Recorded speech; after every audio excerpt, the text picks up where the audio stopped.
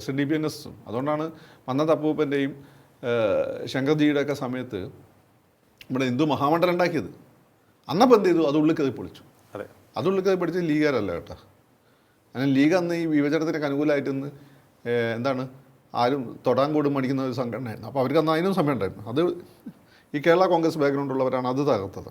അത് തകർത്തതെന്ന് വെച്ചാൽ ഈ സ്കൂളുകൾ കൂടുതൽ ഈ രണ്ട് നായർ കമ്മ്യൂണിറ്റി, എന്തുകൊണ്ട് നായർ കമ്മ്യൂണിറ്റി വലിയ മേധാവിത്വമുള്ള നിങ്ങളൊക്കെ ചൂഷണം ചെയ്യുന്ന കമ്മ്യൂണിറ്റി ആണെങ്കിൽ NSS ഉണ്ടാക്കേണ്ട ആവശ്യമില്ലല്ലോ. അതെ, NSS ഉണ്ടാക്കിയ നായരുടെ ബുദ്ധിമുട്ടുകളെന്നാണ്.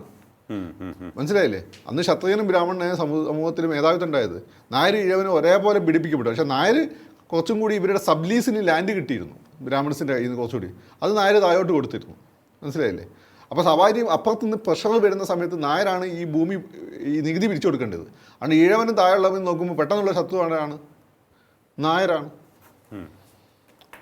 ഈ പേഴ്സ്പെക്റ്റീവ് ഇതെല്ലാം അറിഞ്ഞുകൊണ്ട് കണ്ണടച്ചിട്ട് നായരെ ശത്രുവാക്കുന്ന സംഭവമാണ് നമ്മളെ ചുറ്റുമുള്ളത്. മനസ്സിലായല്ലോ? എന്തുകൊണ്ടാണ് ബ്രിട്ടീഷുകാരൻ വന്ന സമയത്ത് നായന്മാർക്കെതിരെ മലബാറിൽ കലാപം ഉണ്ടായത്? നായരും മാപ്പിളാരും തമ്മിൽ നല്ല ബന്ധമായിരുന്നു ആ സാമൂഹിക അണ്ടറിലൊക്കെ. ബ്രിട്ടീഷുകാരൻ വന്നപ്പോൾ ബ്രിട്ടീഷുകാർ നികുതി 4-5 ഇരട്ടിയാക്കി. അപ്പോൾ ഈ നികുതി പിരിച്ചു കൊടുക്കേണ്ടത് നായർ ജന്മിമാരാണ്. മനസ്സിലായോ? ഇത് പിരിച്ചു കൊടുത്തില്ലേ ഇവരാണെന്ന് വീട്ടിൽ നിന്ന് ചവിട്ടി പുറത്താക്കും. പണ്ട് രാജാവ് അങ്ങനെ ഉണ്ടായിരുന്നു. ഇപ്പോൾ ഒരു കാലാവസ്ഥ മാറ്റം വന്ന് ഒരു വെള്ളപ്പൊക്കം വന്ന് പിന്നെ നികുതി കൊടുക്കാൻ പറ്റിയത് രാജാവ് ആ വർഷം നികുതി ഒഴിവാക്കി കൊടുക്കായിരുന്നു. സാമൂതിരി ആണെങ്കിലും അക്ബർ ആണെങ്കിലും ഒക്കെ. ബ്രിട്ടീഷുകാർ അതല്ല, നിങ്ങൾ നികുതി കൊടുത്തേ പറ്റുള്ളൂ. അപ്പോൾ ഈ പാവങ്ങളെ കുത്തിന് പിടിച്ച് ഈ ഹിന്ദു ജന്മി ബേസിക്കലി നായരാണ്, അയാളത് മേടിച്ചിട്ടില്ല എന്താണ്? അയാളെ ബ്രിട്ടീഷുകാർ ഓടിച്ചു വിടും, പെരുവഴി ആധാരമായി പോകും. ഓക്കെ, ഇപ്പോൾ ശത്രു ആരായി? നായരായി. മനസ്സിലായി. ഇങ്ങനെ മാപ്പിളയുടെ ഒരു പ്രധാനപ്പെട്ട സ്ഥാനത്ത് ശത്രു നായരായി.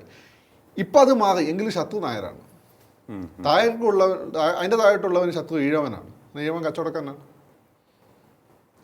പിന്നെ ഈ മനുഷ്യന്മാർ കേരളത്തിൽ കള്ളില്ലാതെ ജീവിക്കാൻ പറ്റില്ല കുട്ടനാട്ടിലൊക്കെ. അപ്പോൾ ഈ ഷോപ്പുകൾ മിക്കവും നടത്താൻ അത്യാവശ്യം കാശുള്ള ഈഴവനായിരിക്കും. അപ്പോൾ അവൻ ശത്രുവാണ്. അവൻ തന്നെ SNDP നേതാവ്. പിടികിട്ടിയോ? യെസ്. ഇങ്ങനെ ഒരു ബോധം. എന്നാൽ അപ്പുറത്ത് ചെയ്യുന്ന എന്താണ്? കാസർഗോഡൊക്കെ മൈസൂർ വിവാഹം പാവപ്പെട്ട മുസ്ലിം പെൺകുട്ടികളെ കല്യാണം കഴിച്ചിട്ട് പെരുവഴി ആധാരമാക്കുകയാണ്. ഈ ഏക വിശ്വാസം മുസ്ലിം ക്രിസ്ത്യാനിക്കും. ഈ ദളിത് ക്രിസ്ത്യാനിക്ക് ഇപ്പം ഇന്ത്യയിൽ കേരളത്തിൽ ഏത് ഹിന്ദുവിന് ഏത് ക്ഷേത്രത്തിലും കയറാം. പക്ഷെ ദളിത് ക്രിസ്ത്യാനിക്ക് പ്രത്യേക പള്ളികളുണ്ട്. അപ്പം നിങ്ങൾ എന്തിനാണ് എതിർക്കുന്നത്? അപ്പം നിങ്ങളെ ബോധത്തിൽ ഇത് അപ്പുറത്ത് ഇത്രയും പ്രശ്നം നിൽക്കുമ്പോഴാണ് ശരിയാണ് ഭേദപ്പെട്ട രീതിയിൽ ഇവിടെ കാര്യങ്ങൾ നടക്കുമ്പോൾ നിങ്ങളെ ചെറിയ ചെറിയ കാര്യങ്ങളാണ്. പായസത്തിന് മധുരം കൂടിപ്പോയി, അച്ചാറിന് ഉപ്പ് കൂടിപ്പോയി എന്ന് പറഞ്ഞ് അതൊരു വലിയ ഡിസ്കോഴ്സ് ആക്കി മാറ്റിയെടുക്കുക. ചില കണക്കുകൾ കൊണ്ടുവരിക. ഈഴവനും മുസ്ലിമും കൂടിയ നമ്പർ 1 അവരാണ് ഏറ്റവും കൂടുതൽ. പക്ഷേ നായന്മാരുടെ കയ്യിലും ക്രിസ്ത്യാനികളുടെ കയ്യിലാണ് അധികാരം. അപ്പോൾ നിങ്ങൾ ശരിയാണല്ലോ, സയൻറ്റിഫിക് ആണല്ലോ, അയാൾ സെക്യുലർ ആയ ആളാണല്ലോ സംസാരിക്കുന്നത്. അപ്പോൾ സംസാരിക്കുന്ന കൂട്ടത്തിൽ നായരും ഉണ്ടല്ലോ. അപ്പോൾ ഈ നാടകം കുറച്ച് കാലമായി തുടങ്ങിയിട്ട്